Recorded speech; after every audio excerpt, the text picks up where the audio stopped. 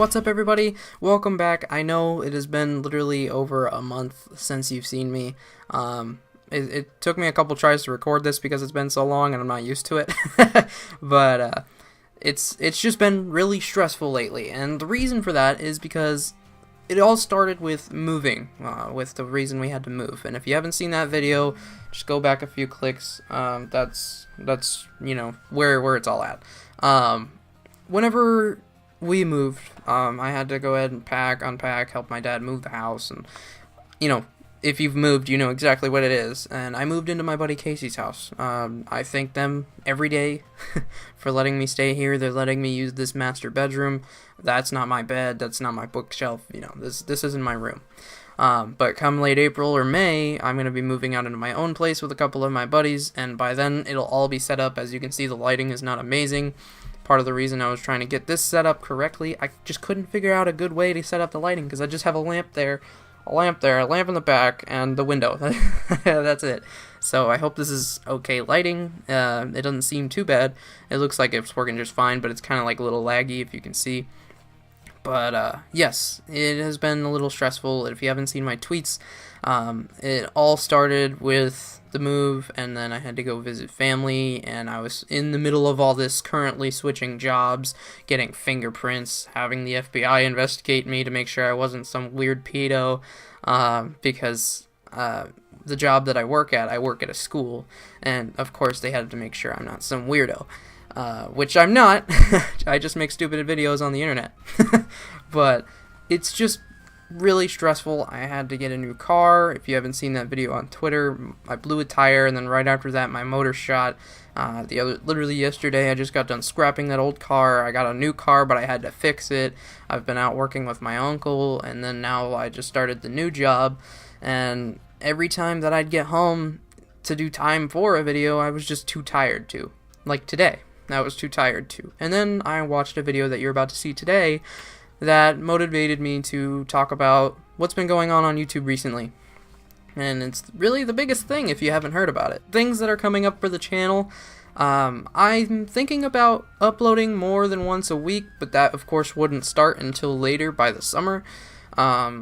Twitch will have to start later by the summer as well, and I do have someone who's gonna start doing my thumbnails. I don't know if you want like a public showing or like a public tell of who you are, or a public announcement, but you know who you are, and you know that you do a very good job. Now, I may not seem very hyper today, I may not seem very chipper, and it's because of this moment that I took to watch one of the Game Theorists video, MatPat. Now, if you don't know who that is, there's a link in the description below. I can also show a picture of his channel right here. That's him. And he posted a video yesterday, I believe, that talks about MCNs and Defy Media. Now, you've seen the title of this video. That is not a joke. It is not clickbait, I promise. Defy Media stole over $1.7 million from YouTubers. That is true. And I got this from the PewDiePie talked about it just a little bit, but not really all about the details. And MatPat is really where all this news came from. Now, I trust MatPat. He's spent years building up his credibility, and if I could meet the dude in person, or if I could even email him, or if he were to message me on Twitter, hell, if he were to follow me on Twitter, I'd have a heyday. It would make my damn day. That dude is... He's kind of the person that I look up to be. He's kind of the person that I look up to. And when it comes to being on YouTube, he is definitely someone I follow in footsteps. He has brought knowledge into my life. He has brought different things into my life. Now, it seems odd that I say that and I've never met him, but it's true. You can feel it in his videos. If you're a YouTube creator, you know exactly what I'm talking about. Now, this situation doesn't affect me personally because I am not a monetized channel. I am really small, and if MatPat's watching this video, which I know he's probably not, but if you are, then thank you for taking your time to watch this first part of the video. This next part of the video, the reason why it's so long is because I decided to take MatPat's video, record it with Bandicam, and put it on here because if you're too lazy to click on that link below, it's here for you. Now, whenever you watch this, I want, even if you're watching it on his channel, just go over to his channel, leave a like on his video, leave a comment about your opinion about what I'm about to say and what he has to say about it. And a lot of this is opinionated, but a lot of it is facts. So here's what happened. Defy Media is an MCN, which is a multi-channel network, I believe is what it stands for. Correct me if I'm wrong. And there are several ones like Machinima and Talency and all sorts of different ones. And there are good ones. There are really good ones. MatPat does describe a couple of representatives that are actually really good for small channels like myself and for other channels. However, Defy Media is one of them and is the culprit of today. He explains it way better than I do in this video because, for example, like I said, am not included in this. It was a lot of legal stuff that had happened. Smosh was affected if you've watched them. It's the reason why Anthony Padilla left. And now Smosh, like they said in their video, is homeless because of this reason. Defy Media is an MCN, like I said. And what an MCN is they partner with YouTube, and YouTube sends creators that are included in that MCN, they send that YouTuber's paycheck to the MCN company, and the MCN company takes their pay or their cut and sends the rest to the creator. So say I was in Defy Media. Any videos that make money and then they send a check to me for, they will send it to Defy Media first, and Defy Media will take a percentage of that check, anywhere from 10 to 50%, and send the rest to me, I believe is how that all works. Now, back in the day, using an MCN was pretty much required to be monetized. Nowadays, using an MCN is for copyright protection and putting ads on your videos, and it's there for your protection. However, they take a cut. Same as back in the day, except back in the day Machinima even used to take like 50-40%. But that's not the point. Defy Media had been taking money from the checks, of course, like they should have been, according to them. And I'm not saying YouTube is totally at fault here. YouTube allowed them to do what they wanted with the creators' checks. They sent them the checks to do so, and I think that was a little, stupid in my opinion. I think YouTube should handle everything. I don't think any other company should be allowed to touch any of that kind of money. If you want copyright protection, then YouTube should maybe make a little branch off company for themselves, instead of having some third-party company that nobody pretty much knows anyone inside and handle any sort of sensitive information like that. And Defy Media just shut down randomly. Like, all the employees were laid off for no reason. They didn't even get a heads up or an email or anything. The company just shut down, and they were in debt, I guess. The guy of it even, MatPat and his wife even called the head company director before this had all happened, and literally lied to their faces, saying, "Oh, how's everything? How's the baby?" They were talking, and MatPat was wondering what's next for this company. How's everything going? And he was like, "Oh, everything's great." And then a little while after, everything just completely shut down. Now, this $1.7 million, I don't know if they're putting it in like an offshore account to keep it. I don't know if they're paying off all their debts with it. They're probably doing all of the above. But I think that this is something that I personally think is really bad. If I was in MatPat's spot, if I was in Smosh's place, I would not like that. I think it would be absolutely horrible, and it actually kind of scares me from wanting to go into an MCN or being in an MCN. And MatPat, even at the end of his video, helps smaller YouTubers in saying, here's the good way to do it. And I'm going to be playing his video here in a second, and I really hope that he does see that people are trying to help. People like me are trying to spread the word. And the best, if you guys really want to help this situation, to help this from happening again, to help the creators that you love, and you watch, like, for example, myself, but it doesn't affect me because I'm a small YouTuber. It's the big truth. It won't affect me. I'm not monetized. But I don't want that to happen to any other YouTuber, because being a YouTube creator myself, I can kind of feel what it's like. You know, I kind of feel how crappy that is. And I've had some similar situations in my life where that kind of stuff has happened. It just wasn't in regards of money. Now, I highly suggest going to MatPat and tweeting saying, hey, I would love to help, sharing his video, sharing other people's videos about this, doing whatever you can to help just by watching the video. Just by watching this video, you're helping, you know? And I've talked and I've ranted and I've done all sorts of things right now, so I think I'm just going to let you go ahead and do it. This is going to be mostly unedited, which is why it's a long video, but I do need to go ahead and record some more videos for you next week, and I will be recording some Red Dead Redemption Online with my buddies, and a few other things like PUBG, Rocket League, you know, the good stuff. But thank you guys so much for watching my part of the video. I'm going to go ahead and play MatPat's video here. I don't care if I get a copyright strike for it, you know, I'm gonna spread the word. That's what I'm doing. Now, anyways, tell MatPat that I sent you, and everybody, I'll see you in the next video. Bye-bye.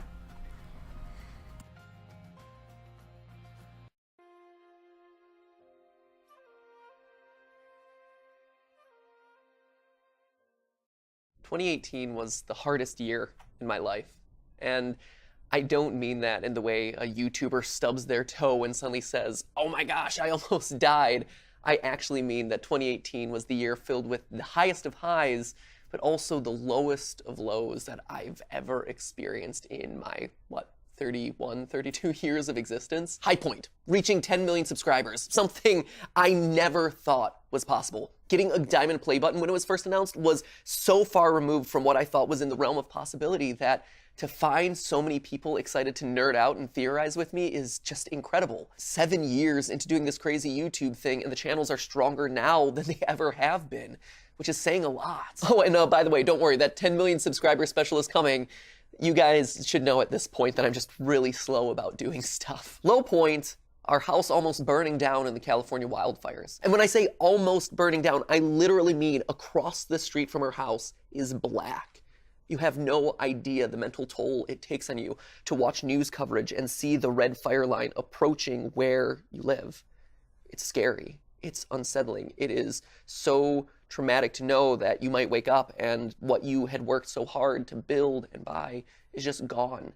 That safety net is ripped out from under you. High points, huge high point, highest high point of the year. It's the birth of our son Oliver, who is literally the coolest potato I have ever met. Stomach table. You have to suck in. There you go. Yeah. But that comes with the low point of everything that comes wrapped around giving birth to a new child. Watching your partner and your wife have to deal with tremendous morning sickness when you are powerless to do anything to relieve that pain outside of, you know, just get more watermelon because it's the only thing that she can eat. And then after he arrives, watching as she's unable to walk for multiple weeks and suffering through all that pain of recovery. Meanwhile, you're dealing with a baby who just cries all the time and you're trying to give him the love that he needs, but it's really hard to actually know what he wants at any given point in time. Mind you, we're still trying to run a business, make sure that you have videos in your inbox so that way the YouTube algorithm gets fed. Our family lives across the country, so we're not getting any help from there, and we are clueless. We have no clue what we're doing, and we're getting like 2 hours of sleep for the better part of 3 months every single day. It is a lot. High point. Raising $200,000 to support mental health research in what I can say is one of the proudest, happiest days that I've ever had in the 7 years of doing YouTube. But obviously that comes off the heels of what was the lowest of low points last year, losing my partner and my friend, Ronnie Edwards, to suicide. But I've already talked about that in one of these other confessional videos. But there was one other absolute lowest low point of 2018 that I haven't been able to talk about on the channel yet because of legal reasons. You know that when someone says because of legal reasons, it's gonna be some serious business. And worse yet, it wasn't just a low point for me, but it was also a low point for 50 other creators on this platform that you know, and you love, and you watch. Collectively, us 50 had $1.7 million stolen from us. $1.7 million stolen from 50 people. And if that wasn't bad enough, in my case, it was taken by someone who I thought I knew. someone who I thought I could trust. Someone who only weeks after giving birth to Oliver hopped on the phone with Stephanie and I and lied directly to our faces, knowing full well that he intended to take our money, but oh no, he's gonna offer us some newborn advice. And if we have any hope of getting these earnings back and making sure that this never happens to another creator ever again, then I need your help.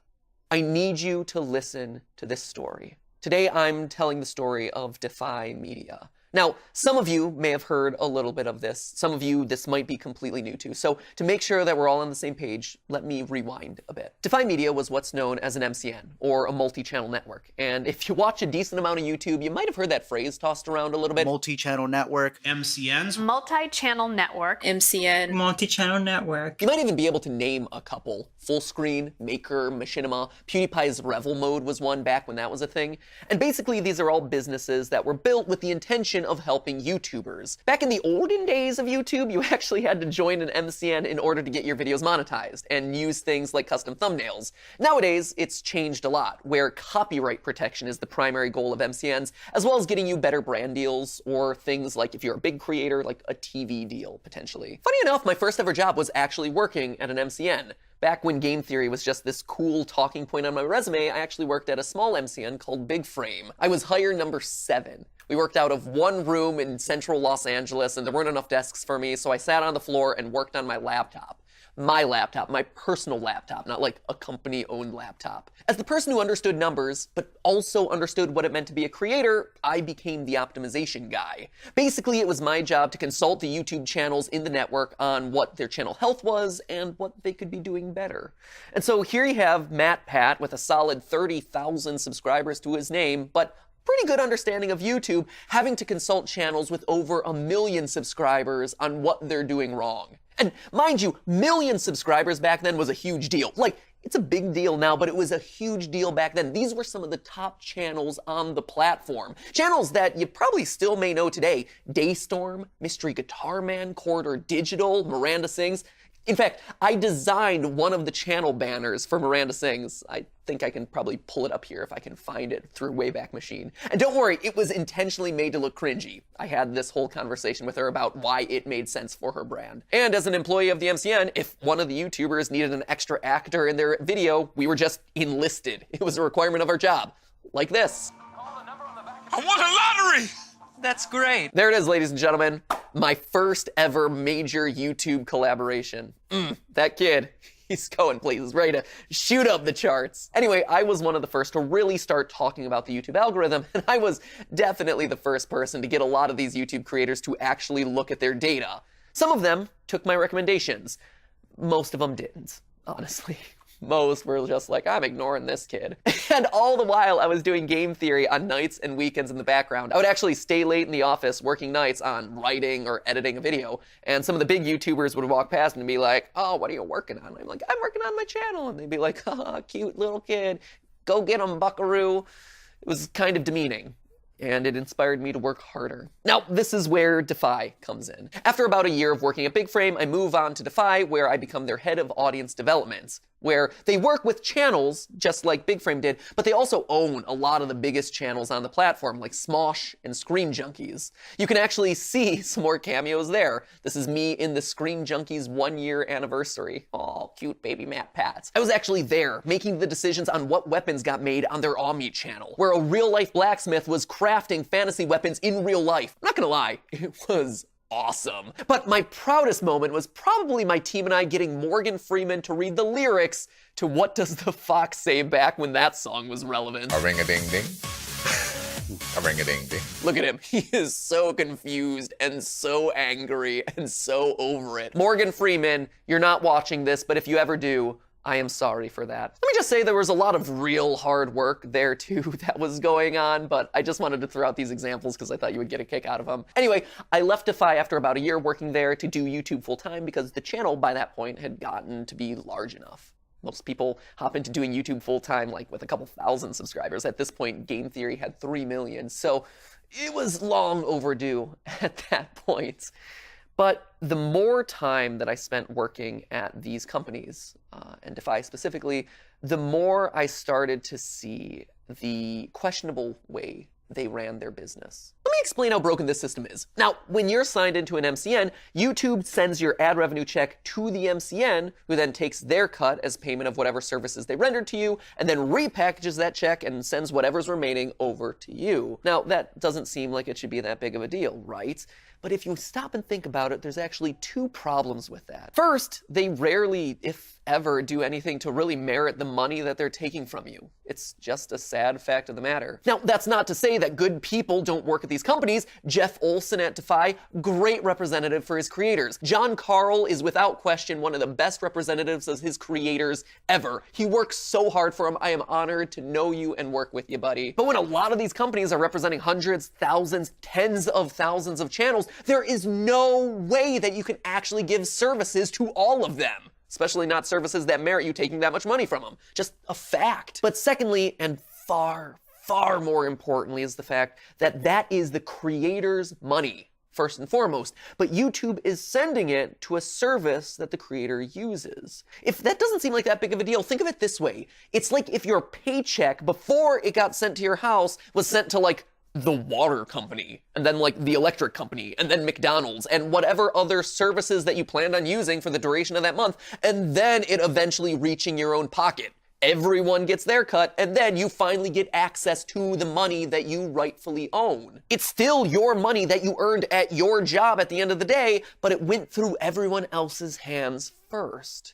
And that's the loophole that the MCN started to realize that they could exploit to make themselves look bigger. Here they are, receiving hundreds, thousands, tens of thousands of checks from YouTube for all their different creators' AdSense. Sometimes that money is in the hundreds of thousands of dollars. And of that money, they're maybe keeping 10-20% of it, but on paper, it all looks like the company's money, Defy's money, because it's sitting in a big bank account that aggregates all this stuff. So why would anyone care about this? Well, because big pots of money are attractive to investors. You would have MCNs getting all this ad revenue money from checks that didn't belong to them, and then ultimately go around bragging about how much money they were earning in the press, in blogs, to their big business contacts, saying, look at how rich and successful we are. Don't you want to invest your money in us, become a part of our business, make it bigger, more successful, and then we all make tons of cash. Hoping deep down inside to sell off before the bottom fell out of this whole Ponzi scheme. They were businesses that were founded with good intent, but ultimately built on nothing. Because when you have a business, whether it was started with good intentions or no, that is built on nothing, that you can't figure out a way to get profit out of, then you gotta sell it to someone who doesn't know any better. Big Frame sold to another MCN called Awesomeness for $15 million. Awesomeness then sold to DreamWorks, yeah, that DreamWorks, for $33 million.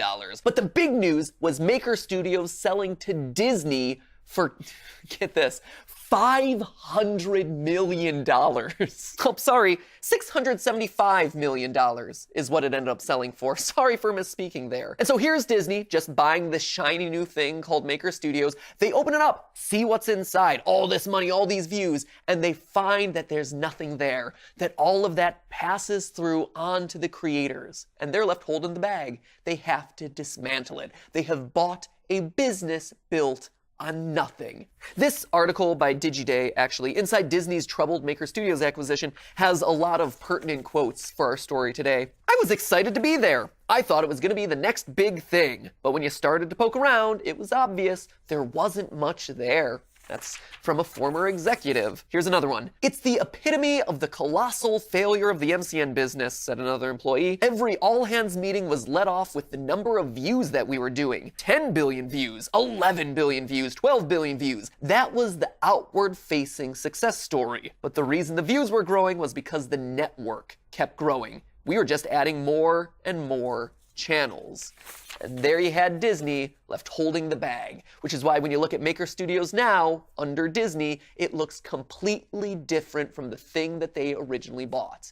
A business built on nothing that was sold to someone who didn't know any better. So where was Defy in all this? They were doing largely the same thing. Investors giving them $15 million here, $30 million there. In 2016, they got $70 million. Don't know where that money went to for them to go bankrupt in 2 years. At one point, Defy even asked us if they could delay paying us our AdSense for a month. We didn't know why they asked, but we wanted to be a good partner, so we said sure. We found out later, and by later I mean recently, that they kept the money to make their books look better for the investors. Shady, shady, friends. So knowing how skeezy some of these MCN companies can be, why do creators sign up with them in the first place? Well, first, most creators don't know that any of this stuff is happening. I mean, I worked at 2 different MCNs for the better part of 3 years, and I only just now am able to put all these pieces together. Most people, you know, when they go into partnership with a company, assume that that company is gonna deliver on the promises that were made to them, or at the very worst, just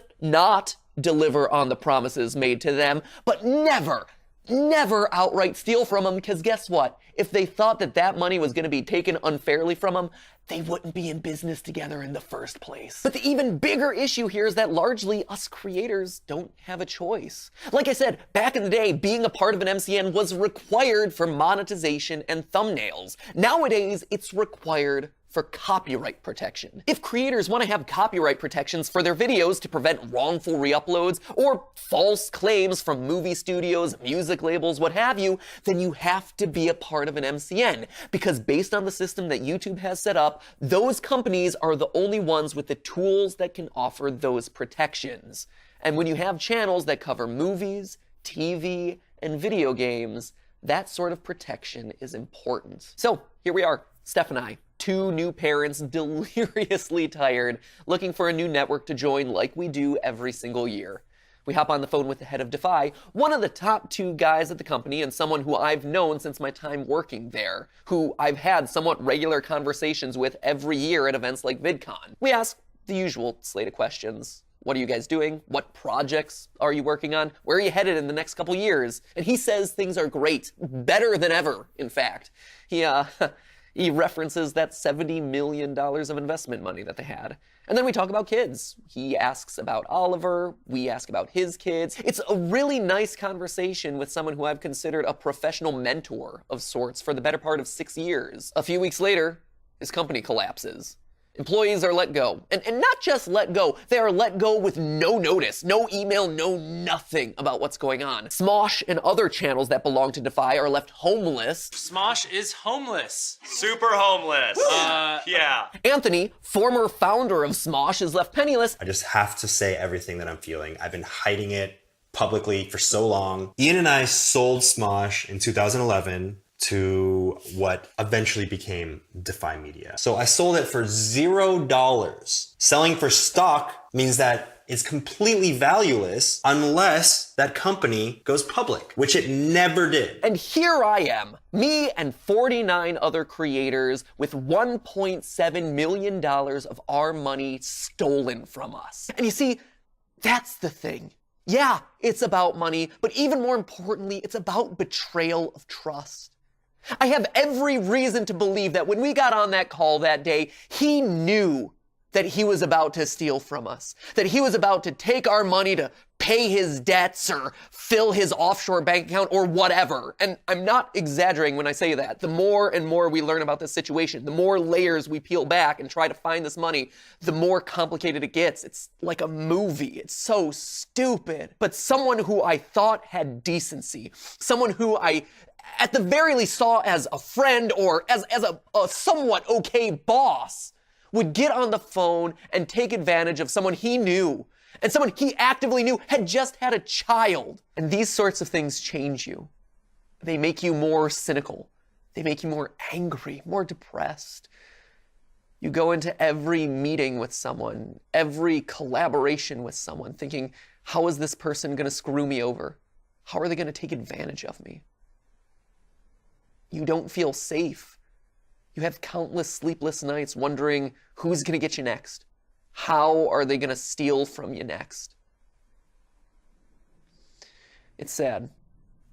But the more success that we have on YouTube, that the channels have on YouTube, the bigger you get, the more people are just willing to cheat you. the more they're looking to exploit you, to not work with you or succeed in partnership with you, but just use you and then throw you away. Yeah, doesn't matter. As long as it's a quick, easy buck for someone on the other end. I've had to keep quiet about this for a long time. At first, it was my hope that I could use my connections with Defy and everyone that I knew there to somehow backdoor our way into finding our money and getting paid out, and then from there, being able to help out all the other creators who were involved in this process. But that hasn't worked. It only has led to a bunch of dead ends. Defy is gone. The guy won't respond to my emails or calls for obvious reasons, and whatever money Defy did have left has been repossessed by a bank named Ally Bank, and their job is to now look at the list of everyone that Defy owed money to and prioritize it in order of importance, and then start paying them back until the money's gone. And if you're at the bottom of the list, well, too bad, no money for you. You just out of luck. And you can bet that a group of YouTubers ain't gonna be too high on that list unless we do something about it, which is why I'm making this video, to force them to hear us, to hear our story and understand that the money that currently exists in the vaults as Defy's largely doesn't belong to them. Stephanie and I have reached out to each and every one of the creators who've been affected to lead the charge in making Ally Bank hear our story, understand a business that they, I guarantee, have no idea how it runs,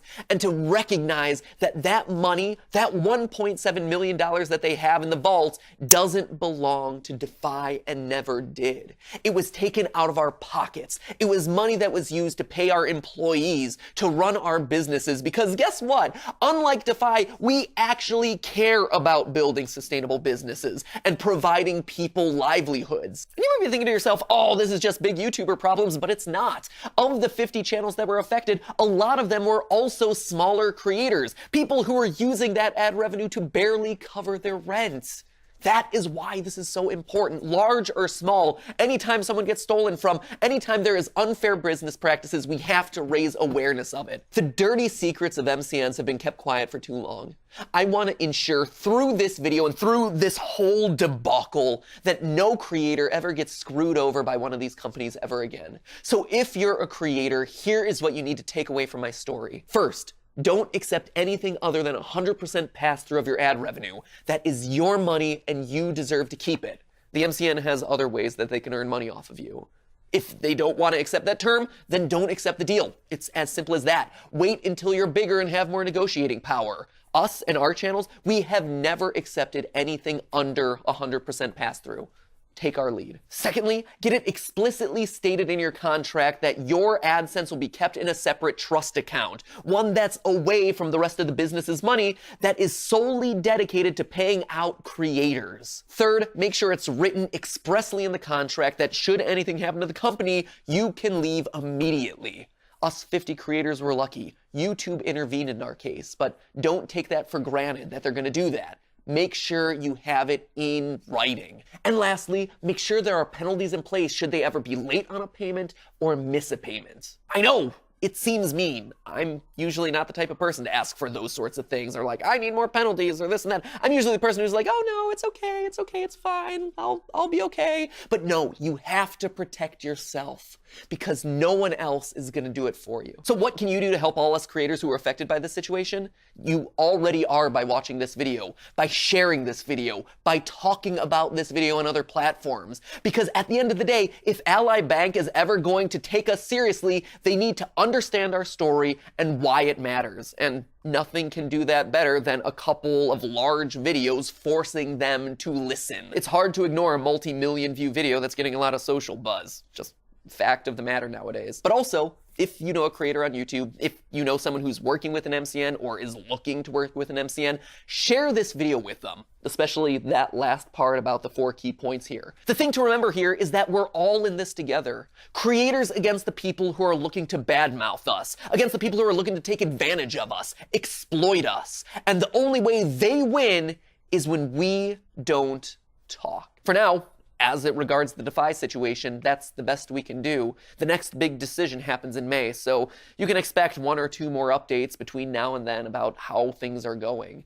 Just stay patient with us, and if you want to help support us on this channel, please keep watching, keep listening to our story. It really means a lot to us, to all the team here, and to all the other creators who were affected. Hopefully there's a silver lining here, and that silver lining is making sure that no one is ever treated this way ever again. So that's my story. Thanks for letting me get this off my chest. Wish us luck.